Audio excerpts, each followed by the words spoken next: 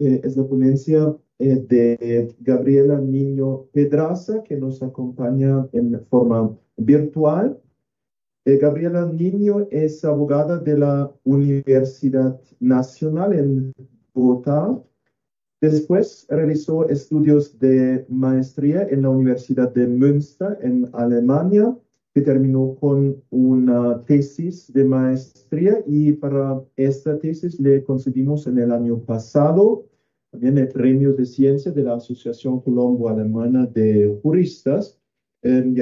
Pues ya tenemos cuatro personas que obtuvieron este premio, todas son mujeres.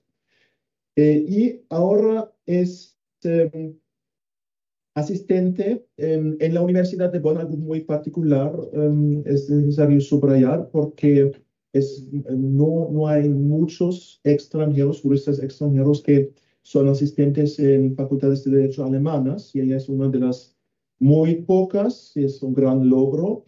Es asistente de la profesora Susanne Gösse, que también nos acompañó en un congreso anterior como ponente, una profesora excelente y muy prestigiosa. Entonces, muchos saludos desde Medellín a Gabriela Niño y tiene la palabra. Profesor Michael Stubar, muchísimas gracias por esa amable presentación. Un saludo, extiendo un saludo muy cordial al profesor Vicente Jaime Ramírez y al profesor Gabriel Barreto, que han tenido que han hecho esto posible, ¿no? Un quinto congreso de la asociación. Y agradezco, obviamente, la oportunidad de poder compartirles con ustedes los resultados de una investigación en Derecho Comparado que llevé a cabo durante mi tesis de maestría. Quisiera saber si es posible compartir entonces mi presentación.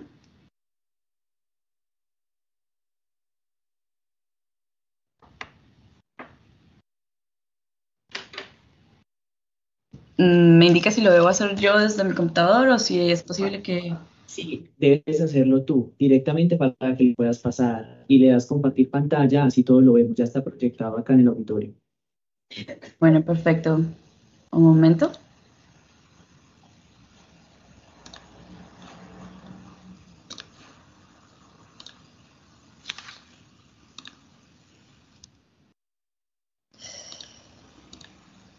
Bueno, esto debería funcionar. ¿Es posible ver la presentación?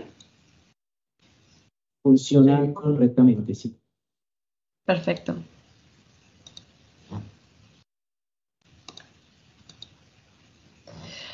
Bueno, el tema del que vengo a hablarles el día de hoy es el derecho del consumidor en el área digital. Más específicamente me centro en el punto de las regulaciones del influencer marketing en Alemania y en Colombia.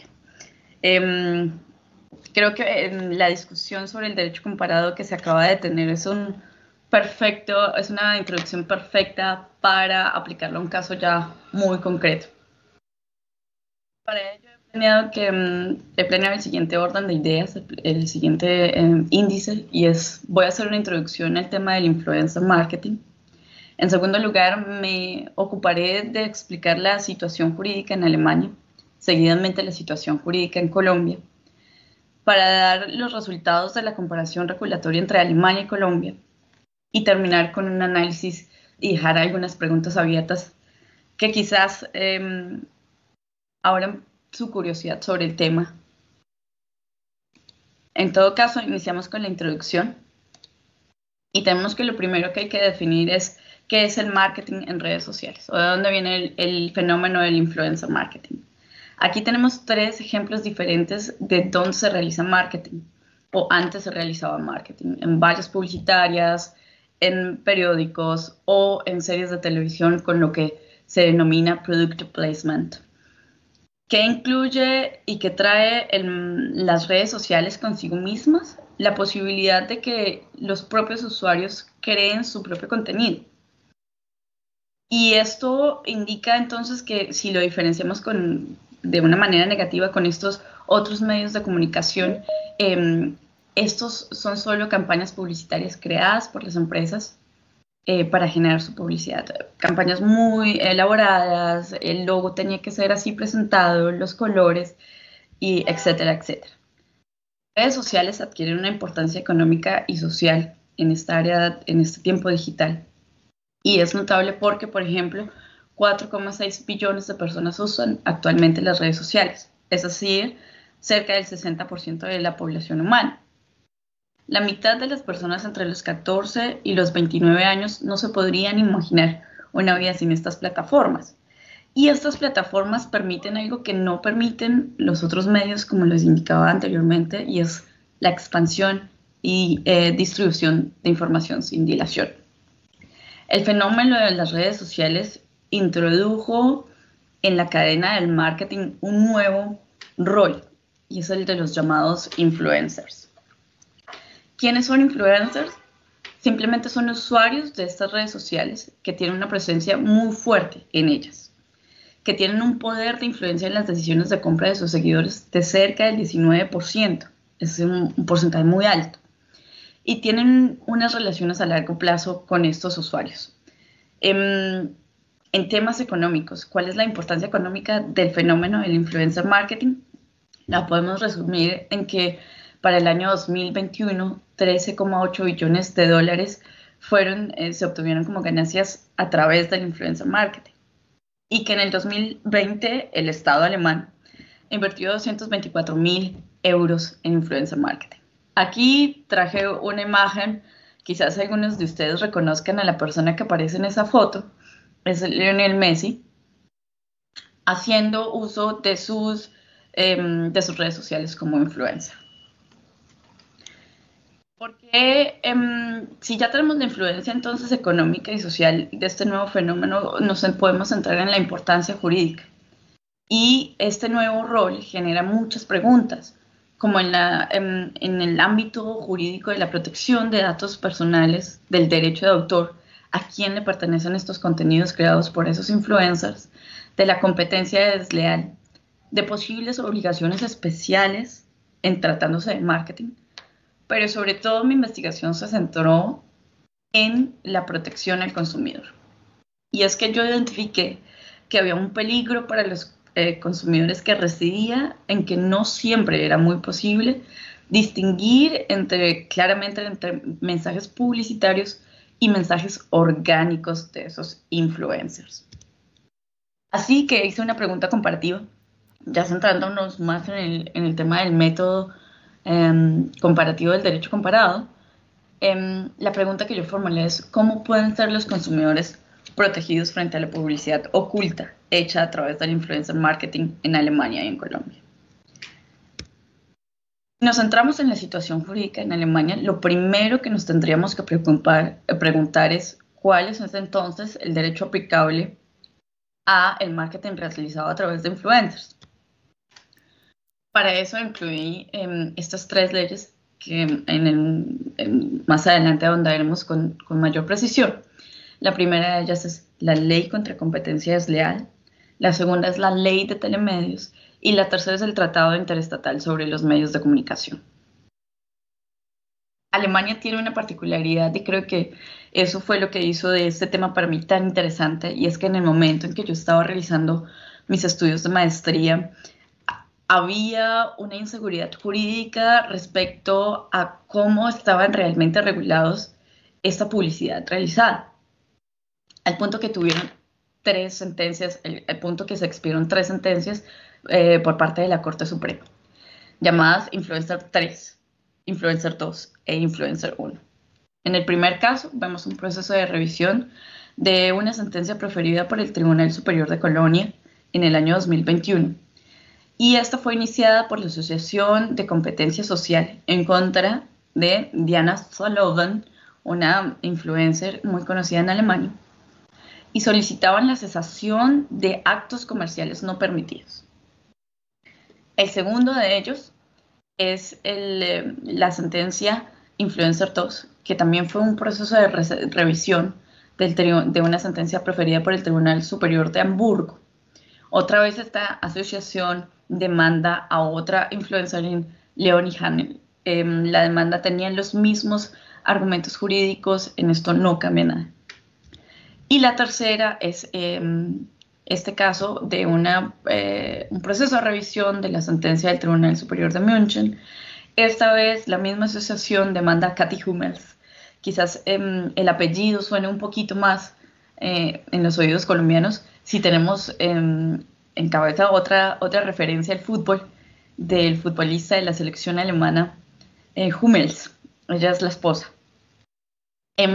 Los cargos eran exactamente los mismos. Estamos hablando de los mismos argumentos por parte de esta asociación. Y la pregunta que se realizaba era, en los tres casos, si, por ejemplo, en este que se ve en la foto, creo que es fácil de ver, esta influencer tiene en su mano estas copas que tienen grabadas la marca de una cervecería alemana. Ese es el primero de los casos. ¿Sería entonces necesario marcar esta foto como publicidad? En un caso anterior, que ya lo vimos acá, que no se ve muy bien porque esta foto la encontré en la sentencia proferida, por eso no se ve tan perfecta. Si ustedes se fijan en esos cuadrados negros que aparecen sobre la foto, esos son los denominados tap tags, que son etiquetados digitales. Lo que hizo esta influencer completamente es que en toda la ropa que ella estaba usando, de todas las marcas, etiquetó a esas marcas. Es decir, que todos los usuarios o todos sus seguidores, al tocar la foto con sus dedos en la pantalla, iban a ver las diferentes marcas que ella usaba y después de un segundo clic sobre estos cuadrados negros, los iba a llevar a la página de la red social de la marca concreta. Entonces, la pregunta que se generaba aquí es, ¿estamos hablando de publicidad oculta? Es una publicidad que se está dando a los usuarios sin darles a conocer el hecho que es publicidad. Lo primero hay que decirlo es que las sentencias fueron muy importantes porque son procesos de revisión de sentencias que venían de tribunales de todo el país. Múnich, Colonia, al norte de Hamburgo. Es decir, se requería esta seguridad jurídica. Yo quisiera empezar con uno de los argumentos que es más interesantes para el caso del influencer marketing, y es que la Corte Suprema aclaró cuál es el papel de los influencers en toda la cadena de la publicidad y de los telemedios. Ellos fueron catalogados a través de la ley de telemedios como prestadores de servicios.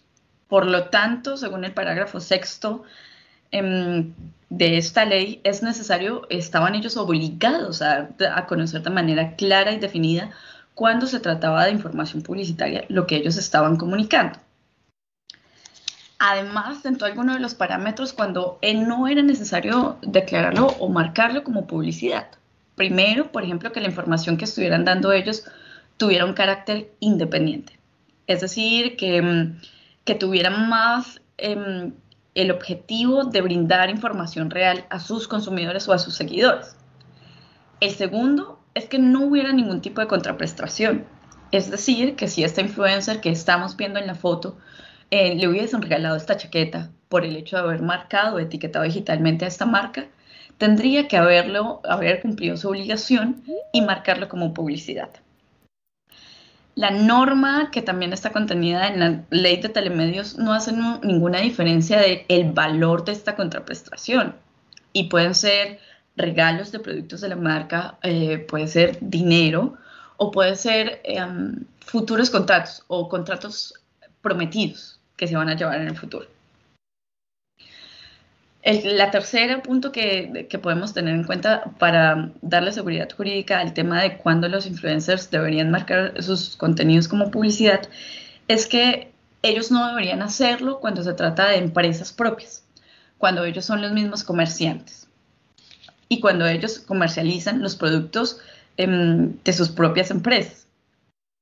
Ahora, el cuarto de estas es cuando de solo la imagen es posible para un consumidor promedio, es decir, sin ningún tipo de especialidad, sin ningún tipo de conocimiento previo, este contenido comercial fuera muy evidente. Ahí entonces no tendrían que marcarlos. También se notó como en uno de estos casos se hablaba entonces no de que fuera evidente, sino que su publicidad fuera excesiva, su carácter publicitario fuera excesivo y evidente. ¿Cuál entonces era una de las preguntas que quedaba inconclusa para saber si estos influencers tendrían que hacerlo o no?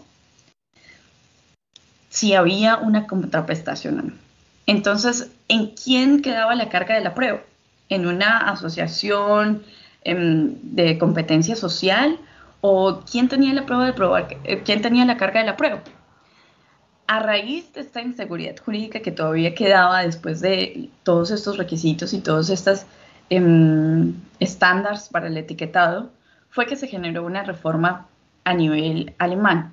Y aquí entonces, cito la ley para fortalecer la protección del consumidor en el derecho de la competencia en comercio, que entró en vigor el sábado 28 de mayo del 2022. Esta ley cambia la ley contra la competencia desleal, la VG, en su parágrafo 5 y presupone que sí hay una contraprestación económica.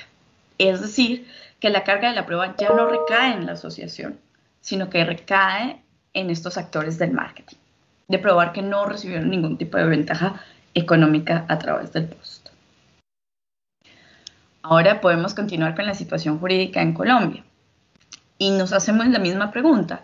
Entonces, si este es un fenómeno nuevo que no conocía el marketing, ¿qué derecho le deberíamos aplicar?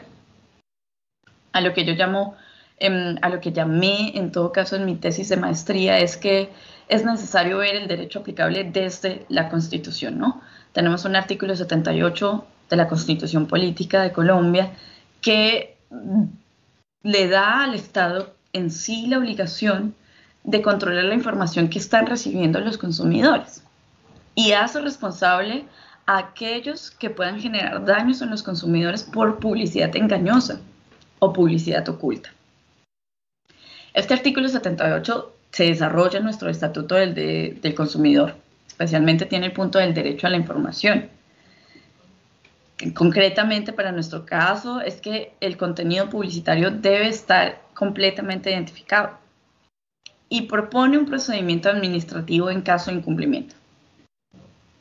Aquí solo un hecho interesante en todo este tema del derecho comparado, fue interesante también ver cómo sí hubo una iniciativa legislativa que planeaba concretamente regular el tema del influencer marketing en Colombia.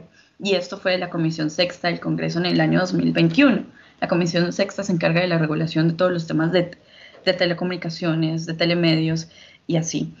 Porque creo que esta iniciativa legislativa en la que se decía exactamente cuándo había que etiquetar y cómo lo había que etiquetar y qué información tenía que darse, no surgió y no terminó siendo una ley. Creo que principalmente es por una cuestión muy cultural.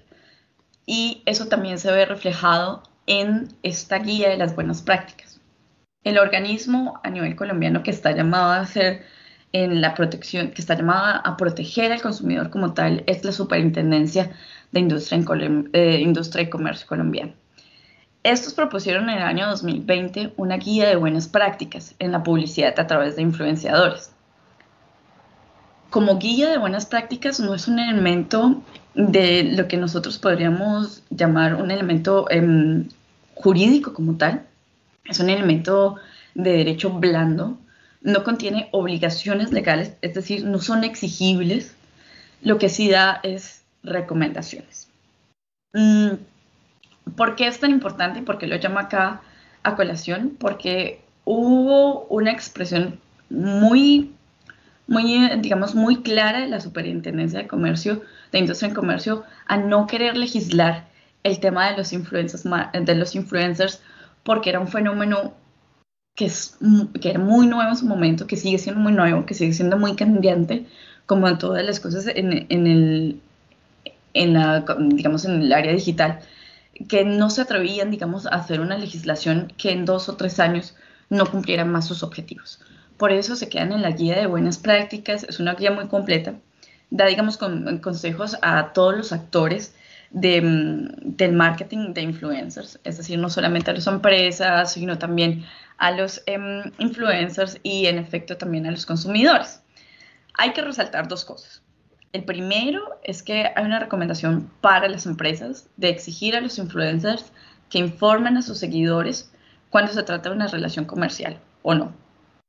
Lo segundo es la recomendación a los influencers de que hagan un etiquetado primero, claro, segundo, en español, en el idioma de español, y tercero, que se nombre la empresa con la cual se tiene este contrato comercial. Colombia siguió en este caso no la solución alemana, que es una solución ya muy legislada, que de hecho tenían fuentes de derecho que ya eran aplicables al fenómeno del influencer marketing, sino que se decidió poder ir por la posible solución que se estaba dando en Estados Unidos. La guía de las buenas prácticas se basa entonces en guías de buenas prácticas, como decirlo, en instrumentos de soft law que se estaban usando en Estados Unidos para su control. En Colombia no ha habido un pronunciamiento a nivel judicial al respecto, pero sí tuvimos un procedimiento de carácter administrativo.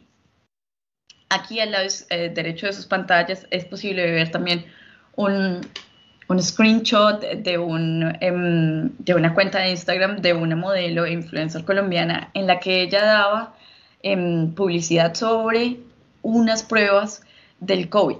Recordemos que este fue un momento muy difícil en Colombia, donde la posibilidad de acceder a estos test rápidos fue relativamente limitada si se compara a cómo era la situación aquí en Alemania. ¿Qué pasó? La Superintendencia de Industria y Comercio revisó el caso, revisó esto y empezó un proceso administrativo. Creo que ya no se puede ver mi pantalla.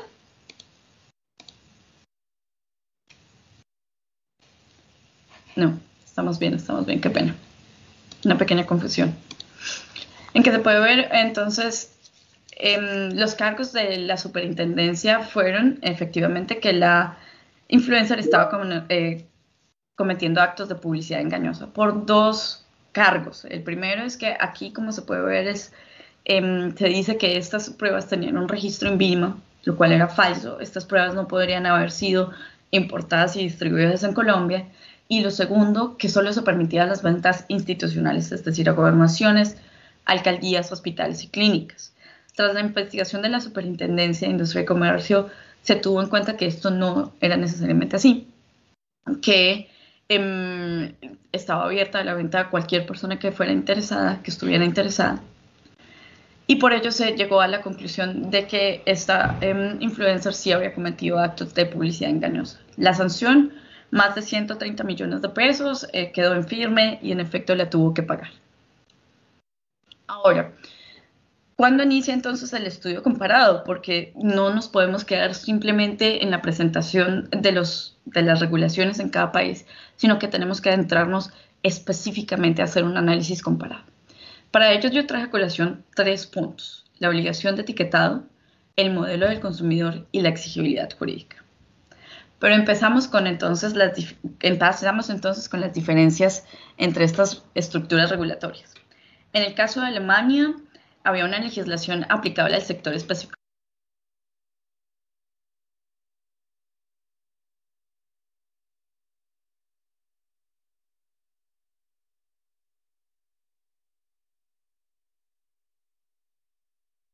Gabriela, se silenció tu micrófono.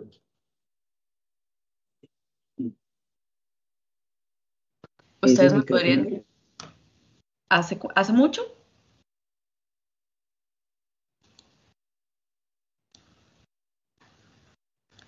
¿Ahora me escuchan? Sí. Súper, bueno, voy a continuar. En el caso entonces colombiano, perdimos tu presentación. Sería bueno que la volvieras a compartir. Disculpen, no siempre esto funciona tan bien como uno quisiera. Listo. Perfecto, entonces continúo. En Colombia, la regulación se da entonces a partir de leyes específicas dedicadas a la protección del consumidor, además de este instrumento de soft law. ¿Cuáles fueron las estructuras regulatorias similares? Sí hay una obligación de etiquetado y es parte de la obligación de información. Hay que decirle entonces a los usuarios de cuándo se trata de comunicación comercial y cuándo es una comunicación orgánica y mantener a estas dos separadas claramente. Segundo, el concepto del consumidor se queda como un concepto de consumidor no cualificado. No se pretende que ninguno de los, tanto de los consumidores alemanes como de los consumidores colombianos, tuvieran una experticia sobre el marketing o los productos concretos. Y lo tercero, hay una posibilidad de ejecutar estas obligaciones o de pedir el cese de los actos no, comerciales no permitidos. En el caso alemán vemos una ejecución judicial práctica al punto de que llegamos a tener 3 sentencias de la Corte Suprema, y en el caso colombiano tenemos una ejecución a nivel administrativo, y si esto es práctico ya es una discusión que quizás la podamos dar en otro momento. Para terminar, un par de análisis y preguntas abiertas. Lo primero, de todo el análisis de derecho comparado que realicé, es que si bien existe un problema social idéntico en dos sistemas jurídicos, se pueden llegar a soluciones desde enfoques completamente diferentes. Hay el complejo marco de soluciones jurídicas en Alemania era muy diferente del enfoque pragmático que le dimos en Colombia. Y definitivamente el enfoque y la relevancia del problema a nivel de la opinión pública sí puede generar cambios a nivel legislativos, como fue en el caso de Alemania. Ahora bien, mi reflexión crítica del derecho comparado, digamos, siguiendo la exposición del profesor anteriormente, es que sí se nota definitivamente que una comparación jurídica profunda requiere que la persona comparativa posea conocimientos de ambos ámbitos, pero no simplemente nos podemos quedar en la lectura de las leyes, sino que hay que conocer en efecto el ámbito donde se están aplicando estas leyes. Por eso encontraba muy importante mencionar que en el caso colombiano sí había una resistencia a legislar el tema del influencer marketing, porque tenemos una influencia en este punto más de Estados Unidos, algo que no es posible develar de la mera lectura del Estatuto del Consumidor. Creo que también es muy importante en el derecho comparado y en la metodología que se tengan en cuenta estos aspectos que no solo tienen que ser históricos, como lo mencionaba el profesor anteriormente, sino que tienen que ser también sociológicos y económicos. ¿Por qué adquiere entonces el influencer marketing esta relevancia en Alemania? Sino es porque la importancia económica que está dando ahorita mismo es relevante. Y finalmente, creo que la protección al consumidor en el área digital es algo que todavía no nos lo podemos imaginar completamente. Son cuestiones muy mutantes y que tienen un carácter más allá de lo que habíamos estudiado en otros temas, y es que este es este carácter supranacional, ¿no? Influencers que están en China pueden estar dando recomendaciones a sus consumidores en Colombia. Son preguntas que quedan abiertas. Con esto termino mi presentación. Espero que ustedes hayan podido ver completamente y haberme escuchado a pesar de estos problemas técnicos que tuve.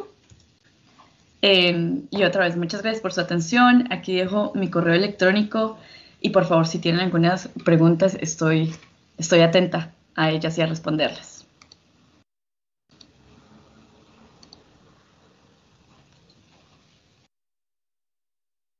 Muchísimas gracias a Gabriela Niño por esta muy interesante ponencia sobre un tema de verdad muy actual. Ya en la primera pregunta.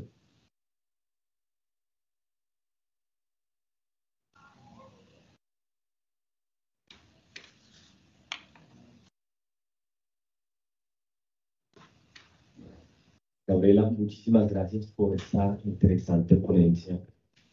Mi pregunta va encaminada hacia el comentario final que hace, precisamente porque la ponencia que yo voy a dar también plantea una reflexión similar.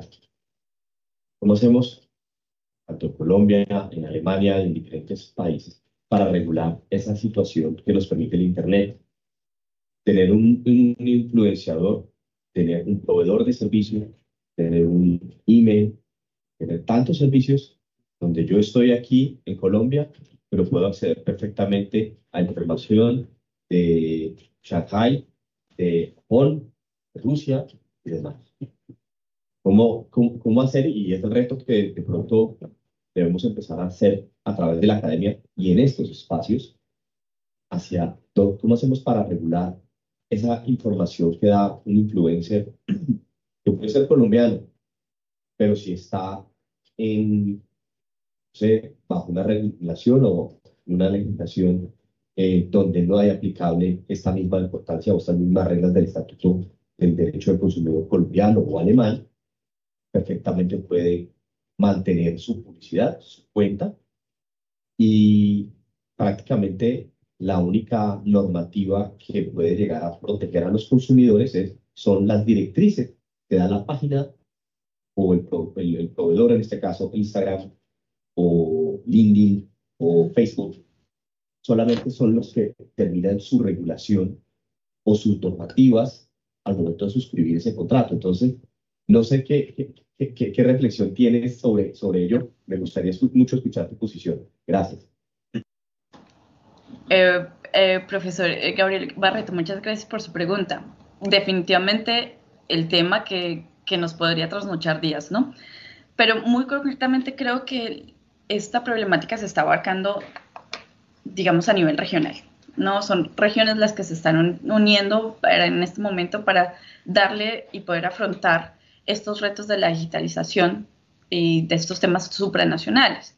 Yo en este caso le pongo un ejemplo de la nueva directriz del DSA, que es el Digital Service Act, a nivel de la Unión Europea, que está planteando ciertas obligaciones a estas plataformas de redes sociales. Digamos, desde Europa, desde la Unión Europea, sí se tiene la fuerza suficiente para exigirle a estas empresas que tienen tanto poder a cumplir determinadas obligaciones en torno a proteger a nuestros consumidores finales. Vamos a ver qué pasa. Son muy recientes, son muy nuevas. Y yo por lo menos estoy muy abierta a leer más sobre el tema y a investigar más sobre el tema. Y ya muy concretamente respecto a los influencers, ¿qué es lo que está pasando también en Alemania? Y es que muchos de estos influencers se están moviendo de país, se están mudando a países donde la legislación es más provechosa para ellos. Y no solamente en temas de protección al consumidor, sino estamos hablando, por ejemplo, en temas de impuestos. Alemania, como lo conocemos, es un país que tiene una legislación muy amplia y muy estricta en temas de impuestos, pero se están mudando, que es lo mismo que pasa con el tema de protección a los consumidores. ¿Cuál es la primera pregunta? Y creo que por donde se tiene que empezar es darles un papel a los influenciadores en la cadena de comercio. O sea, si nosotros no tenemos claro qué papel están jugando, son medios, son telemedios, son parte de la empresa que hace la publicidad, ¿cuál es su rol? No podemos empezar, digamos, a generar una legislación que pueda ir a nivel supranacional. Mi apuesta entonces es por las legislaciones de carácter regional. Mi apuesta entonces es porque si bien estos influencers son personalidades y el contenido lo crean ellos mismos, son contenidos que se crean y se transmiten a través de plataformas. O sea que la primera solución sería la regulación de esos contenidos que se puedan dar a través de las plataformas, no precisamente de los influencers. Queda abierto y estaré muy atenta a sus reflexiones en su ponencia, profesor.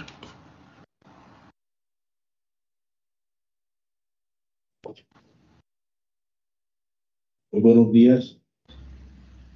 Buenos días. Un saludo a los directivos de esta asociación de juristas y a todas las personas presentes en este acto académico, tanto personal como virtualmente. Yo le tengo dos preguntas muy breves, profesora. La una, admitiendo que yo no manejo esos temas del derecho comercial ni civil, pero sí quisiera que usted me dijera si esa influencer que fue encontrada como responsable de esas prácticas y se le impuso esa sanción de 130 millones de pesos, si esa decisión administrativa de la superintendencia tenía o no algún recurso, alguna entidad judicial, diga el Tribunal Administrativo de Cundinamarca, el Consejo de Estado, en fin, porque me dice usted que quedó ejecutoriada esa decisión y que tuvo que pagar esa sanción. Y la segunda pregunta es respecto de los tres casos que usted nos traía a colación de los tribunales, creo que de Stuttgart, de München y no recuerdo el otro, y usted hablaba de que llegó a esa instancia suprema, a la Corte Suprema o Tribunal Supremo Alemán, en virtud de una revisión. Se lo pregunto porque como aquí en derecho penal y civil y laboral tenemos el recurso extraordinario de apelación, y si hay una acción de revisión, por ejemplo, en derecho penal, que no es un recurso, es una acción, realmente cuando usted habla de revisión, porque llegó allá en virtud de un recurso extraordinario por alguna impugnación que se hizo contra las decisiones de esos tres tribunales, o cómo funciona ya esa situación. Muchas gracias. Muchas gracias por su pregunta. Bueno, lo primero es que, en efecto, la influencer tenía un recurso en contra de la decisión tomada.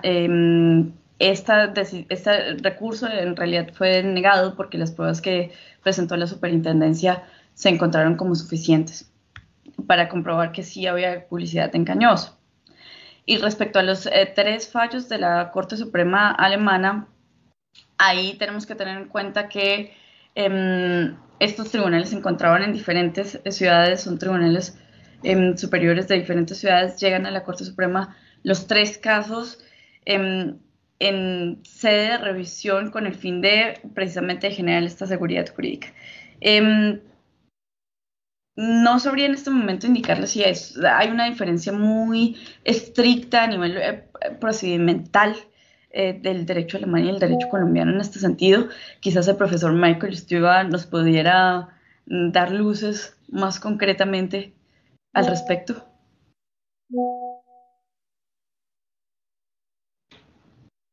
Pues lamentablemente no tanto a decir verdad, porque esta área de derecho de competencia desleal no es, tengo solo algunos conocimientos muy básicos en esta área, pero me gustaría también hacer una pregunta. Mencionó que hay este guía con reglas en Colombia como un soft law, y como ya se puede desprender de la denominación inglesa, es algo que viene del derecho anglosajón, del derecho norteamericano, que se usa este soft law, y es también algo que ocurre más y más en la Unión Europea, en Alemania. Mi pregunta es, ¿ya hay experiencia en Colombia? ¿Qué grado de vinculación tienen estas reglas en este guía? ¿Los tribunales, los juzgados lo aceptan más o menos como fijo o solo como una orientación? Porque el problema con el así llamado soft law es que nadie sabe qué rango tiene. Pues claro que no es tan vinculante como una ley del Parlamento, pero por otro lado, muchos juzgados de Alemania se orientan mucho en algunas formas de soft law. Por ejemplo, tenemos las normas DIN en Alemania que muchos juzgados aceptan como más o menos el estándar, por ejemplo, para construcciones de edificios, etc. ¿Cómo es eso con estas reglas en Colombia? Gracias, profesor, por su pregunta. Pues muy concretamente respecto a esta guía de las buenas prácticas para los influencers, hay que tener en cuenta que estas no contienen obligaciones concretas para los influencers. Es decir, que si se quisiera hacer algún tipo de exigencia para el cumplimiento de alguna obligación, tendría que primero acudirse al Estatuto del Derecho del Consumidor. Y lo que hacen esta guía de buenas prácticas, en efecto, no tiene ningún carácter obligacional, no son exigibles como tal. Lo que yo veo en la factibilidad, digamos, en el caso positivo de tenerlas en sí, es que es posible hacer un llamado a estos actores del influencer marketing a seguirlas. Digamos que precisamente lo que se propone es que este sistema en Colombia, y lo dicho por el superintendente en su momento, es que el influencer marketing está generando mucho desarrollo en Colombia. Que esto no se vea trabado por una exigencia que va más allá de exigencias legales. O sea, si se quisiera aceptar en frente de otras instancias o se quisieran alegar en frente de otras instancias, tendrían un carácter más como de argumentos secundarios, pero no como fuentes de una obligación para ellos. Exactamente. Gabriela, muchas gracias por tu presentación tan clara y tan analítica. No sé si de pronto corro el riesgo de sacarte un poquito de tu tema, pero ¿qué opinión tienes de analizar algunos de estos fenómenos que nos presentabas? Obviamente no todos es posible, pero creo que muchos sí, desde la perspectiva del derecho a la intimidad, que entre nosotros sí tiene, pues digamos, como más potencialidad en términos de judicialidad y de justicialidad. Y si me permites, y si lo ves oportuno, qué bueno escuchar tu opinión, como precisamente cómo se está afectando tan gravemente el derecho a la intimidad en fenómenos que nos tienen ahora en primer lugar como la misma inteligencia artificial, porque lo que está claro es que cada usuario, incluso para saber de qué está hablando, tiene que hacer una sesión muy importante en términos de su privacidad, ¿cierto? Y a veces veo, ese es el punto, Gabriela, muchas gracias. Profesor, muchas gracias por su pregunta.